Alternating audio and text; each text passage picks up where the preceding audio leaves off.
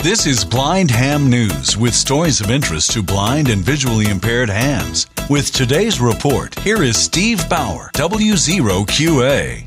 I'm Steve Bauer, W0QA. Welcome into the podcast. We're going to deal with two topics on today's issue.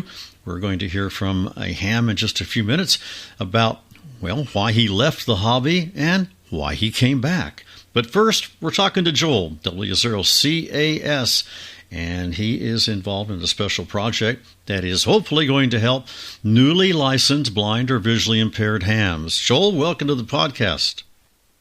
Thank you, Steve, for having me on today. Just want to make a little announcement. We've been trying to raise some money through Amazon affiliate program to be able to get some money up to be able to buy a radio, an accessible radio for a new licensed blind ham. Well, we hit the $100 that's required before Amazon will send us a check. And then I went ahead, since we had Prime Days, I went ahead and bought a Redivus RT3S. I got it here. I programmed it up with the Open GD77 firmware, put the voice packs on it. And now we have an accessible radio to give away to a new blind ham. Problem is, we don't have a new blind ham.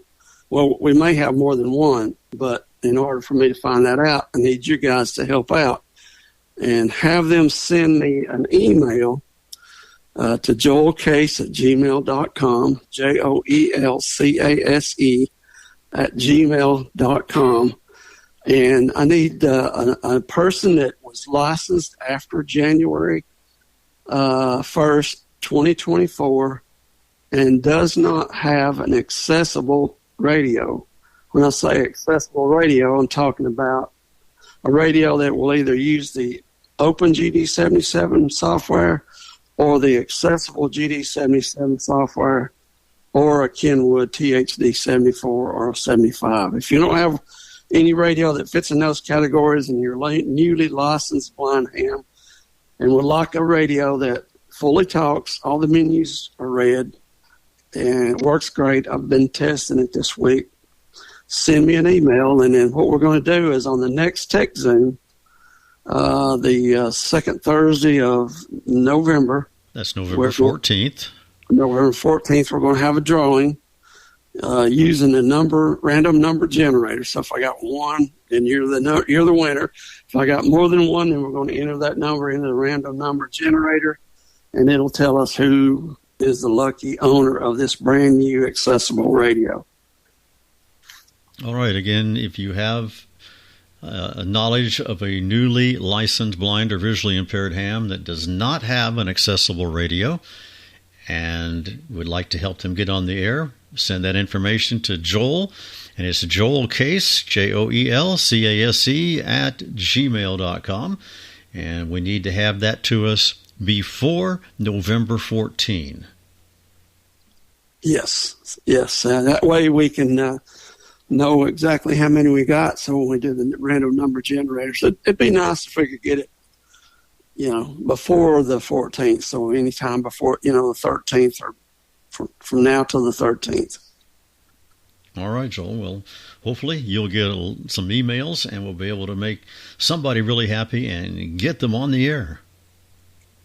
That's the hope. That's the whole the project, and then as soon as we give this radio away, then we may change the program, because a lot of people have accessible radios. But the problem is that if they don't have a repeater nearby, or they have a hotspot for DMR, or if they have an all-star node, then they're not going to be able to get on the Blind Hams network. That's what we want them, eventually to do. So maybe the next project, the next money we raise, maybe we can buy somebody an all-star node. We'll just have to see what we can do with that.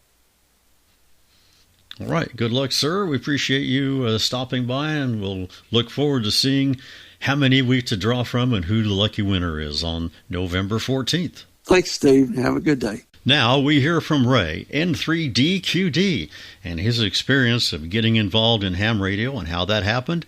Then he stepped away from the hobby, and now he's back. My name is Ray McMurdy. My call sign is N3DQD. I first learned the Morse code as an 11-year-old Boy Scout But at that time, I did not have anyone to help me with the theory portion of the amateur radio licenses. The idea never died, however, and in 1976, while doing an internship, my boss gave me code practice and worked with me on theory, and I was able to pass my novice test. However, I never really used my novice license. Due to getting married and moving and job changes, the idea was always in my mind to become a ham and use my license, but it just never happened. In 1983, the ham bug bit me again, and through the help of the Handy Ham system, I took my novice and general test in the month of August 1983.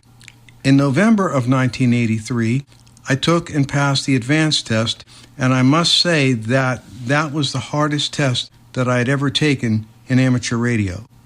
The reason that I wanted the advanced license was so that I had the increased privileges on the phone bands that were afforded at that time.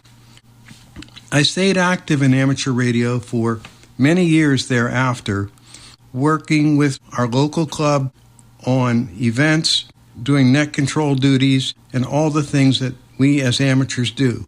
In 2018, something happened that caused me to walk away from amateur radio for a time. The thing that happened was not amateur related, but it was something in my personal life.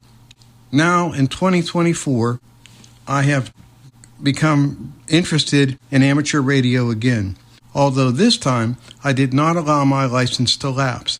I kept my license current, and the only thing I had to do was change my address when I moved. Now, as a result of having gone to field day, I am as active as I had ever been. And thanks, Ray, for sharing your story with us here on the podcast. And we're glad to have you back on the air. And I want to close the episode today with a reminder about the upcoming Tech Zoom meeting. It will be happening on Thursday, November 14th at 8 p.m. Eastern, 7 p.m. Central on the Tech Zoom channel. And that link to join that Tech Zoom can be found on the blindhamnews.com webpage. And our special guest is going to be Mike Wolfenbarger. He is one of the developers of an app called RadarScope, which is now interfacing with Be My Eyes, giving blind and visually impaired hams, or anybody as a matter of fact, access to some radar information. We'll learn about how this app has developed and what might be possible for improvements in accessibility.